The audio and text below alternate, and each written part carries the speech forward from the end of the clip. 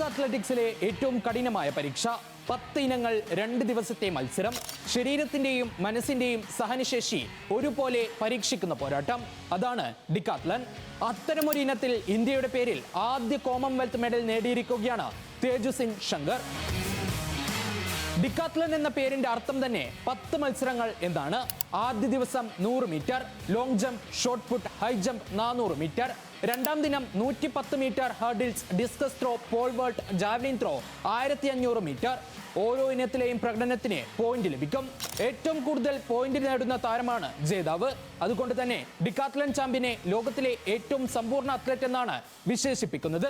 ഡൽഹിയിൽ ജനിച്ച തേജസ്വിൻ ശങ്കർ ആദ്യം ശ്രദ്ധ നേടിയത് ഹൈ ജമ്പിലൂടെ. 2022 ബർമിംഗ്ഹാം കോമൺവെൽത്ത് ഗെയിംസിൽ ഹൈ ജമ്പിൽ വെങ്കലം നേടിയ താരം പിന്നീട് ഡിക്കാത്ലണിലേക്ക് ശ്രദ്ധ കേന്ദ്രീകരിച്ചു. ഇത്തവണ പക്ഷേ വെല്ലുവിളി പരിക്കായിരുന്നു. ജമ്പേഴ്സ് നീ എന്ന പരിക്ക് കാരണം ഹൈ ജമ്പ് മത്സരം ഉപേക്ഷിക്കേണ്ടി വന്നു.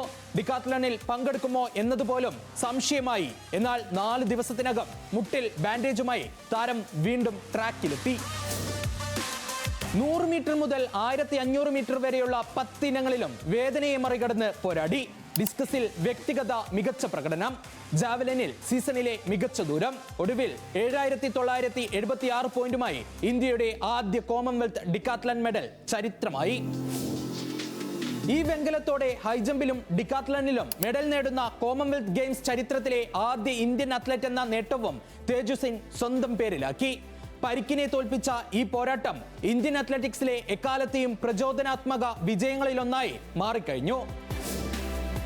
പരിക്ക് തടസ്സമായില്ല, വേദന തോൽപ്പിച്ചില്ല. 10 ഇനങ്ങൾ, 2 ദിവസം, ഒരു ചരിത്രം. തേജസ്വിൻ ശങ്കറിന്റെ വെങ്കലം ഇന്ത്യൻ അത്ലറ്റിക്സിൽ ഏറെക്കാലം ഓർമ്മിക്കപ്പെടുന്ന നേട്ടമായി തുടരും.